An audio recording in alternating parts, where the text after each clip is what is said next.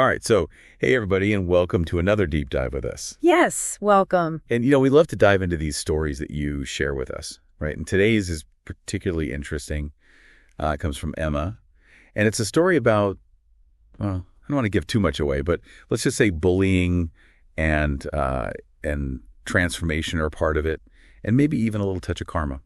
Karma. Yeah, so the kind of thing that really gets us thinking. Yeah, well, especially because it's not like a straightforward bullying narrative. It actually goes a bit deeper than that, right? Like how these things can have lasting consequences. Yeah, exactly. And kind of those unexpected turns that life can take, Yeah. for everyone involved, both the bully and the person who was bullied. Exactly. So let's set the scene here.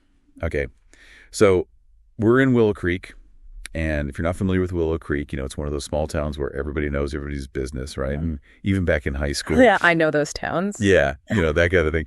So even back in high school, Emma was confident. She had a great sense of humor. It sounds like she had a good head on her shoulders. Yeah, but that doesn't make you immune to all the messiness of high school and teenage social dynamics. Yeah, no, unfortunately not. And that's where Sarah comes in, right? So Sarah is kind of our antagonist in this story, I guess you could say. Yeah, and it's important to remember that bullying, can come in so many forms. Oh, yeah. Like it's not always the physical shoving someone in a locker kind of thing. Right. It can be so much more subtle and just as damaging. You know what I mean? Yeah. Psychological bullying is definitely a real thing. Oh, yeah. And Sarah was more that type, right? She wasn't the push you around kind of bully. It was more like these little digs, these little comments. More like the sneaky underhanded. Yeah, those backhanded compliments that are disguised as concern. Oh, I hate those. Like, that dress would look so much better if you, lost a few pounds or... Yeah, like disguised as like they're trying to help you or something. Exactly. Exactly. So she was very good at that. And, this is back when social media was really starting to take off. Oh, yeah. So you can imagine the kind of stuff that was happening there. Oh, I bet. Like strategically snapping photos and posting them online to make Emma look bad. Oh, gosh, that's awful. Just really playing on those insecurities that teenagers have anyway. Yeah, I mean, it's all about control, isn't it? Yeah. Like the bully is trying to control how other people see the victim, but also they're trying to, make themselves look better by putting someone else down. Yeah, it's all about power dynamics and where you fit in the social hierarchy and all that. Yeah, high school's brutal. It could damn be. So anyway, things kind of came to a head at this sleepover party. Oh, sleepover parties are always so dramatic. Oh, tell me about it. And this is where Sarah's manipulative side really comes out right. Because she invites Emma to the sleepover and makes it seem like a real genuine gesture of friendship. Oh, I don't like where this is going. Yeah, you can kind of see it coming, right? Yeah. But of course, it was a total setup. Oh, no. And Sarah basically dares Emma to kiss another girl in front of everybody. Oh, my gosh.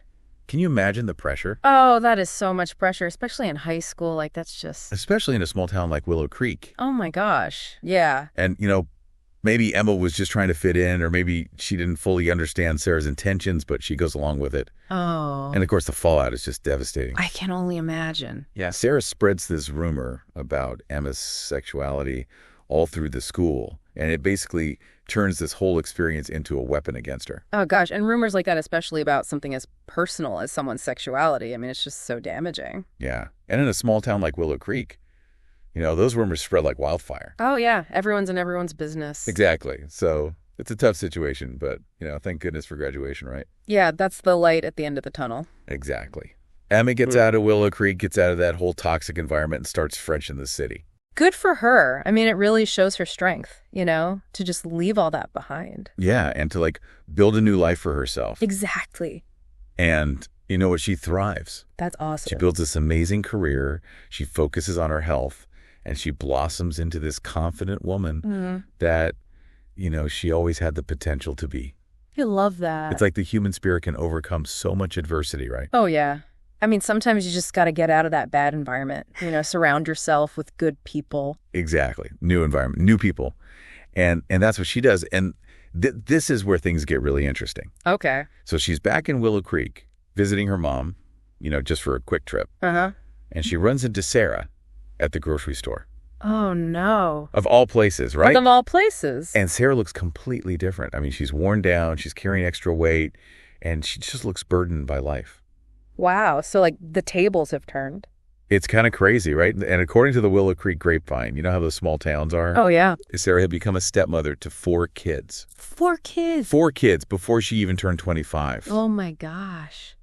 Apparently there was some whirlwind romance, and then this whole chaotic family situation just kind of turned her life upside down. Wow. So you can imagine what must have been going through Emma's mind at that moment, right? Oh, yeah. I mean, I'd probably be feeling a little bit of, I don't know. A little bit of satisfaction. I mean, maybe a little. Like all those years of, torment, and now here's Sarah looking completely exhausted. Yeah. I mean, it would be so easy to just unleash all that pent-up anger and frustration. Yeah, I'd be so tempted to say something snarky. Right, or just give her a look. You Yeah. know? But you know what? Emma doesn't do any of that. Really? She just walks over to Hera. Sarah gives her this genuine smile, like the kind that reaches your eyes, and says, "Wow, motherhood looks good on you." Oh, my gosh. And then she just walks away. I am speechless. It's like she realized that sometimes karma just takes care of itself. Yeah. Wow. I mean, that is some serious growth right there. Yeah, like she didn't need to stoop to Sarah's level.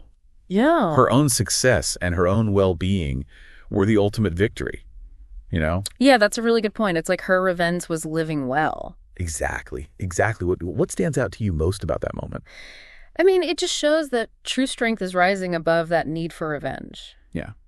She didn't need to see Sarah suffer to feel good about herself. Right. And that to me is just so powerful. It really is. Yeah. So I guess the question is, what do you think this story teaches us about how we deal with bullies or difficult people in our own lives? Well, I think it encourages us to focus on our own growth. Yeah. Let go of that need to see other people suffer. Yeah. Even people who have wronged us. Sometimes the best thing we can do is just focus on ourselves and find peace within. I love that. And, Emma's story is such a good reminder that we can't control what other people do, right? Yet. But we can control how we respond to it. Yeah, we choose how we react. And we choose the kind of person we want to be.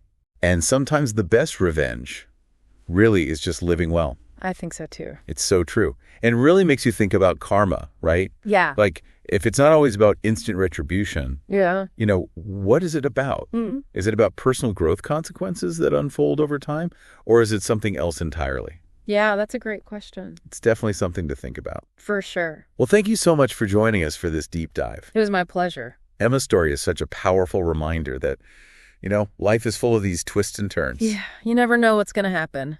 And sometimes the most satisfying outcomes are the ones that we don't orchestrate ourselves. That's a really good point to end on. I think so too. Yeah. So until next time, everyone, thanks for listening. See ya!